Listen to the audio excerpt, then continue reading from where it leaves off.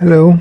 Today I'm going to talk a little bit about a new book, The Sign Language of Adam, which is the ancient language master key, the untold story of language, the secret light of the Hebrew letters. This is a book I wrote following research which I've been doing for the last more than 7 years, and it has to do with the languages, with the Germanic languages, the Indo-Germanic languages, the English, and basically most languages on the planet. I haven't had the time to research each and every language, but some of the largest family groups I have researched the roots as Latin or Germanic languages and Hebraic, and I'm gonna share with you some insights in my book. I want to publish it to make it open for everyone.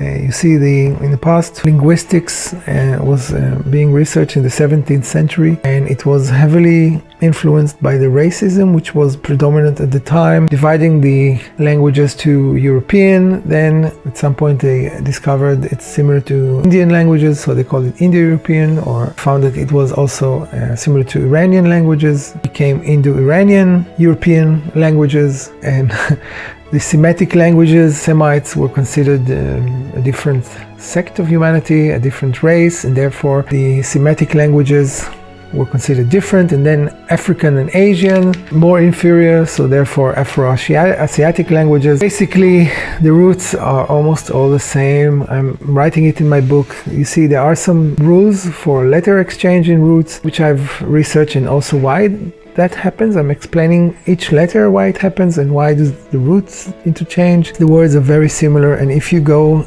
and do reverse engineering, you can actually come to the reason for each letter and what does it mean, the meaning, why is it used in roots the way it's used. So basically you can learn more about the language that way and how it was formed, and when you add research of history to that, you can actually go back in time and see how these letters developed from earlier cave paintings and signs from the agricultural revolution. So I believe that this is the way things happened, and I can explain it in my book and prove it pretty much. So I would be happy if you can have a look at the page. I will leave a link down below. So this and much more you can read in my book, The Sign Language of Adam. It's very important, I believe, for our future, for the future of the world, for the future of language development and the research of language development. Each and everyone, belief systems, and people who believe in, for example, Nordic mythology,